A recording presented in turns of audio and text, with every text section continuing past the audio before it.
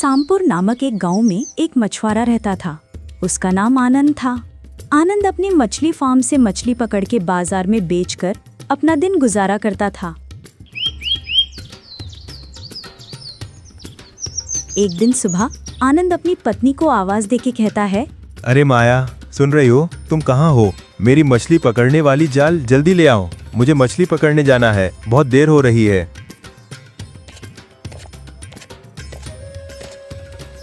ये तुम भी इन छोटे छोटे कामों के लिए मुझे बार बार क्यों बुलाते रहते हो? क्या ये काम खुद नहीं कर सकते क्या? मुझे तो बच्चों को स्कूल भेजने के लिए तैयार करना है। तुम भी ना एक काम के लिए इतनी बातें सुना दी। ठीक है, मैं कल से तुम्हें नहीं बोलूंगी, मैं खुद कर लूंगी। ठीक है माया, मैं ले लेता हूँ। सोनू, सुमित और रीता के स्कूल टीचर का फोन आया था। वो स्कूल की फीस जमा करने के लिए बार बार कह रहे थे। तुम पैसे क्यों जमा नहीं कर रहे हो? वो बार बार फोन करके कह रहे हैं। माया, तुम चिंता मत करो, आज मछली पकड़कर बाजार में बेचकर जो कमाई होगी वो पैसे लेकर मैं कल सुमित और रीता के स्कूल की फीस भराऊंगा।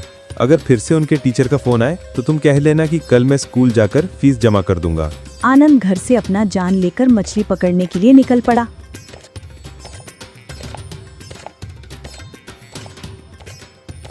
फिर आनंद अपनी मछली पकड़ने वाली नाव में मछली पकड़ने जाता है। उसके बाद आनंद अपनी मछलियां पकड़ने वाले नाव से मछली पकड़ के वापस आने लगता है। उसके बाद आनंद मछलियों को बेचने के लिए बाजार ले जाता है।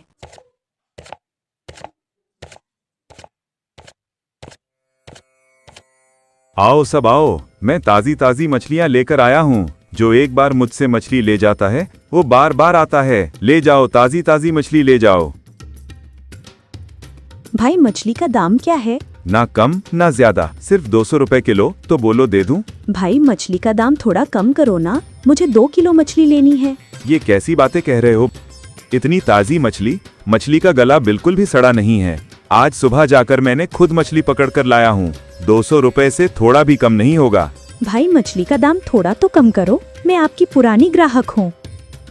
आप मेरे पुराने ग्राहक हैं, मैं 170 रुपए किलो दे सकता हूँ, इससे कम नहीं कर पाऊंगा। ठीक है भाई, तुम मेरे लिए 2 किलो मछली अच्छे से काटकर साफ कर दो। आनंद अच्छे से मछलियाँ कटकर ग्राहक को दे देता है। चलो, सब मछली अच्छे से बिक गई। आज अच्छी कमाई हुई है। अब मैं अपने बच्चों की स्कूल फीस जमा कर दूंगा। ये सब कहकर आनंद घर लौट आता है। दूसरी तरफ आनंद के पास ही मछली बेचने वाले मदन की दुकान से एक भी मछली नहीं बिकी थी। इसलिए मदन गुस्से में अपनी पत्नी से कहने लगा, अब मुझे आनंद का कुछ करना होगा। उसकी वजह से मेरे सारे ग्राहक उसके पास चले जाते हैं। मुझे कुछ ऐसा करना होगा जिससे आनंद का ये मछली का धंधा हमेशा के लिए बंद हो जाए। लेकिन मैं क्या करूं? मुझे कुछ समझ नहीं आ रहा है। सुनो, तुम इतनी चिंता मत करो। हम एक ऐसी योजना बनाएंगे कि उस आनंद का मछली का धंधा बंद हो जाएगा। देखो, अगर तुम हर दिन 1000 रुपया कमाना चाहते हो तो मेरी बात ध्यान से सुनो। ठीक है, बताओ क्या बात है। आज रात तुम आनंद की मछली फार्म में जाके केरोसिन तेल डाल देंगे। उस तेल की वजह से उसके मछली फार्म की सारी मछलियाँ मर जाएंगी और किसी को पता भी नहीं चलेगा। वाह, तुमने बहुत अच्छी तरकीब सोची है। सांप भी मर जाएगा और लाठी भी नहीं टूटेगी। अब उस आनंद का मछली का धंधा बंद हो जाएगा और किसी को पता भी नहीं चलेगा। ठीक है, अब हम घर चलते हैं। घर जाकर खाना खाकर आराम करेंगे और फिर रात में आनंद के मछली फार्म में जाकर केरोसिन तेल डाल देंगे। जब रात हो जाती है तो मदन केरोसिन तेल लेकर आनंद के मछली फार्म में आता है।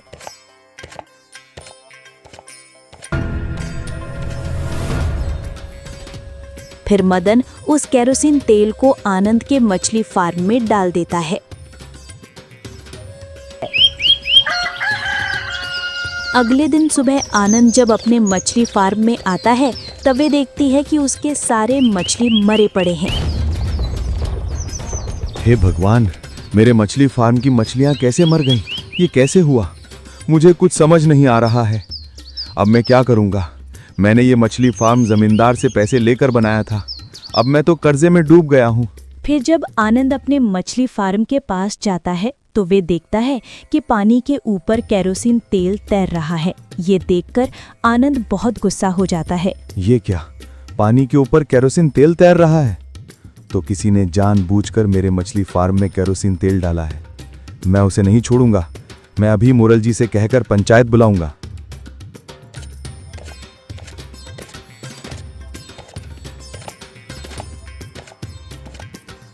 इसके बाद आनंद जल्दी से मुखिया जी के घर चला जाता है।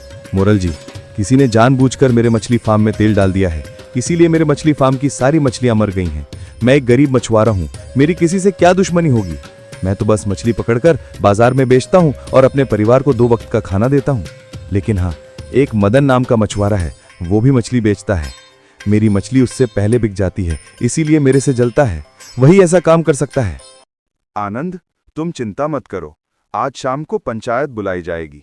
तुम सबको बुलाकर ले आना, और अगर तुम्हें किसी पर शक है तो उसे भी बुलाकर ले आना। इसके बाद आनंद सबको पंचायत में आने के लिए कह देता है। फिर वे मदन के घर जाकर मदन और उसकी पत्नी को भी पंचायत में आने के लिए कहता है। ये सब कहकर आनंद अपने घर चला जाता है।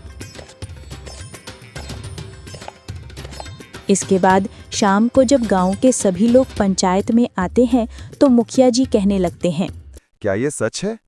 क्या तुमने आनंद के मछली फार्म में केरोसिन तेल डाला है?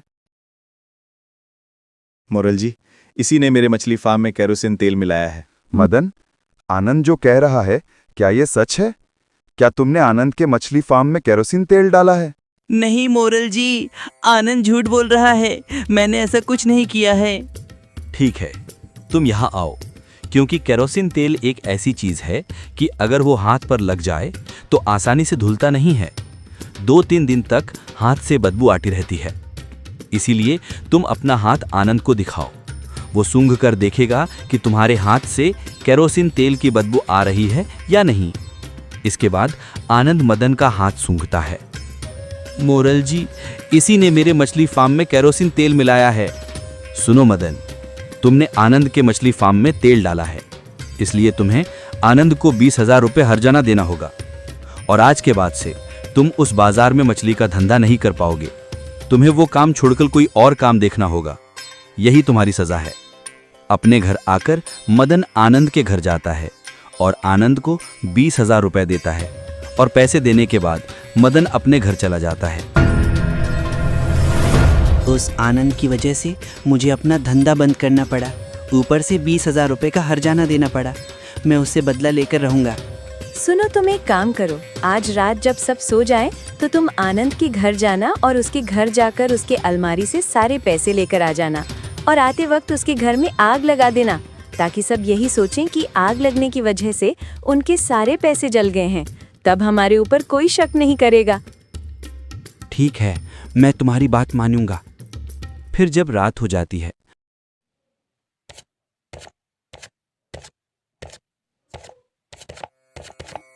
मदन आनंद के घर जाकर आनंद की अलमारी से सारे पैसे ले लेता है। साथ में आनंद के पास जो भी कुछ जमा किया हुआ पैसा था वो भी ले लेता है। फिर मदन बाहर आकर आनंद के घर में आग लगा देता है।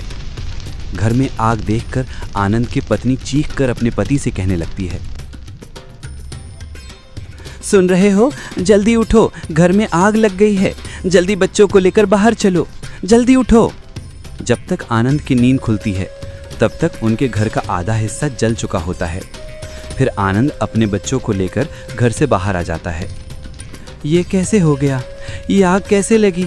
अब हम क्या करेंगे? कहाँ जाएंगे? कुछ भी समझ नहीं आ रहा है। हमारा तो सब कुछ खत्म हो गया, पर हम अपने बच्चों को क्या खिलाएंगे? हे भगवान, किसकी इतनी बुरी नज़र लगी हमारे घर पर? पता नहीं किसने आग लगा दी है। हमने अपने सारे पैसे अलमारी में रखे थे। मुझे लगता है कि वे सारे पैसे जल गए होंगे।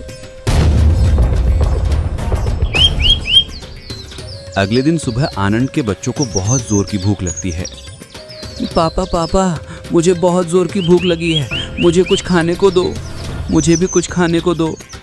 तुम चिंता मत करो, मैं आसपास जाकर देखता हूँ, शायद कुछ खाने को मिल जाए। तुम तब तक बच्चों का ख्याल रखो। फिर आनंद खाना खोजने के लिए एक जंगल में जाता है, और उस जंगल में जाकर वह एक पेड़ से कुछ फल तोड़कर लाने लगता है। और उसी जंगल के रास्ते से चलते चलते उसकी मुलाकात एक बूढ़ी माँ से हो जाती है। कोई मुझे थोड़ा पानी दो, मुझे बहुत ज़ोर की प्यास लगी है। आनंद उस बूढ़ी माँ को देखकर बहुत दुखी होता है। फिर आनंद फलों के थैले को एक पेड़ के नीचे रखकर आगे बढ़ने लगता है। फिर आनंद थोड़ा आगे जाकर एक झील देखता है और वहाँ से थोड़ा पानी लेकर वो बूढ़ी माँ को देता है। बेटा, मैंने पानी पीकर अपनी प्यास तो बुझा ली, लेकिन मुझे बहुत जोर की भूख लगी है। मैंने 2 दिन से कुछ नहीं खाया है। भूख की वजह से मैं एक जगह पर खड़ी भी नहीं हो पा रही हूँ। इसके बाद आनंद अपने सभी फल उस बूढ़ी माँ को दे देती है और वो बूढ़ी माँ फल खाने के बाद एक जादुई शक्ति वाली सुंदर लड़की के रूप में बदल जाती है। बोलो आनंद, तुम्हें क्या चाहिए? मैं एक जादुई शक्ति वाली रानी हूँ। मैं जब चाहूँ तब अपना रूप बदल सकती हूँ। बोलो, मैं तुम्हारे दुख और चिंता में तुम्हारी मदद करने आई हूँ। मैं तुम्हारी सादगी और दयालुता की परीक्षा ले रही थी, और जो यहाँ अपने हाथों से पानी और अपने बच्चों के लिए लाए गए फल मुझे खिला सकता है, वो भगवान के समान है। सुनो, तुम एक मछली पकड़ो। आज से तुम्हारे हाथ में वो जादुई शक्ति होगी कि तुम मछली से जो भी मन से चाहोगे वो तुम्हारे सामने आ जाएगा। ये सब कहकर वो जादुई रानी गायब हो जाती है। इसके बाद आनंद खुश होकर जंगल के रास्ते से आने लगता है। फिर वो आनंद अपनी मछली फार्म में जाकर जाल से एक मछली पकड़ने लगता है।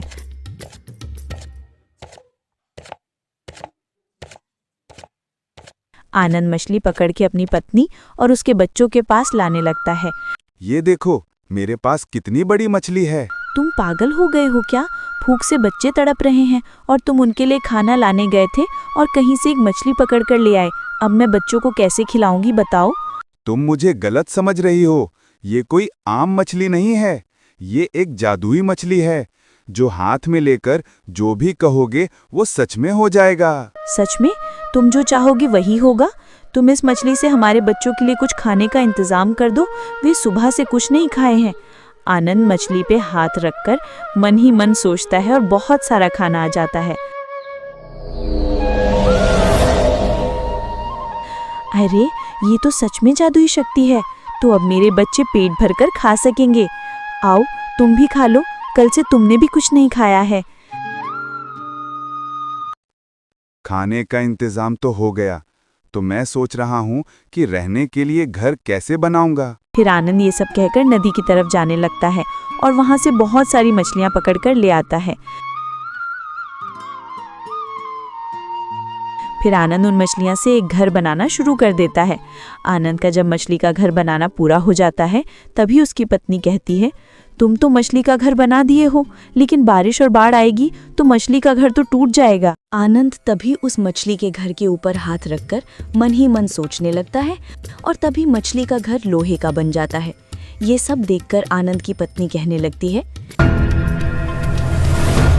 हे भगवान, ये मछली का घर तो लोहे का बन गया। दूसरी तरफ मदन और उसकी पत्नी आनंद का घर देखकर मन ही मन जलने लगते हैं। इस तरह पूरे गांव के लोग आनंद का मछली का घर देखकर हैरान हो जाते हैं। एक दिन गांव का एक आदमी सुमन आनंद के मछली के घर के सामने आकर कहने लगता है, राजू, अरे देखो देखो, सब लोग आनंद का मछली का घर कितना मजबूत है। इस घर के सामने बड़ी बड़ी इमारतें भी फेल हो जाएंगी। इस तरह कुछ दिन बीत जाते हैं और एक दिन रात में बहुत तेज बारिश होती है और भयंकर बाढ़ भी आ जाती है। उस बाढ़ का पानी गांव के हर घर में घुस जाता है। गांव के लोग अपना घर छोड़कर इधर उधर भागने लगते हैं। सिर्फ आनंद का जादुई मछली का घर पानी के ऊपर तैरता रहता है। गांव के सभी लोग आनंद के घर में शरण लेते हैं और आनंद भी सबको रहने के लिए जगह दे देता है। इस तरह 2-3 हफ्ते बीत जाते हैं। गांव में फिर से धूप निकल आती है, लेकिन बाढ़ की वजह से किसी के पास खाने के लिए कुछ भी नहीं था। फिर आनंद नदी से मछली पकड़कर लाता है और गांव के सभी लोगों को खाने के लिए दावत देता है और खाने के लिए मदन और उसकी पत्नी भी आते हैं। आनंद भाई, तुमने मेरे परिवार को इस बार से बचाया है और खाना खिलाने के लिए तुम्हारा बहुत बहुत शुक्रिया। मुझे माफ कर दो, क्योंकि मैंने ही तुम्हारे घर में आग लगाई थी। इस वजह से मैं तुम्हारे सामने बहुत शर्मिंदा हूँ। मुझे माफ कर दो आनंद भाई। तुमने मुझसे माफी मांग ली, यही बहुत है। आनंद भाई, तुम दिल के बहुत बड़े इंसान हो। तुमने मुझे माफ कर दिया। आज के बाद से मैं कोई भी बुरा काम नहीं करूंगा। हमेशा मेहनत और सम्मान से काम करूंगा। इसके बाद से आनंद जादुई मछली की मदद से सबकी मदद करने लगता है और सब खुशी खुशी रहने लगते हैं। और दोस्तों, ये था आज का वीडियो। अगर आपको ये वीडियो ज़रा सा भी अच्छा लगा हो तो इसे लाइक और सब्सक्राइब ज़रूर करना।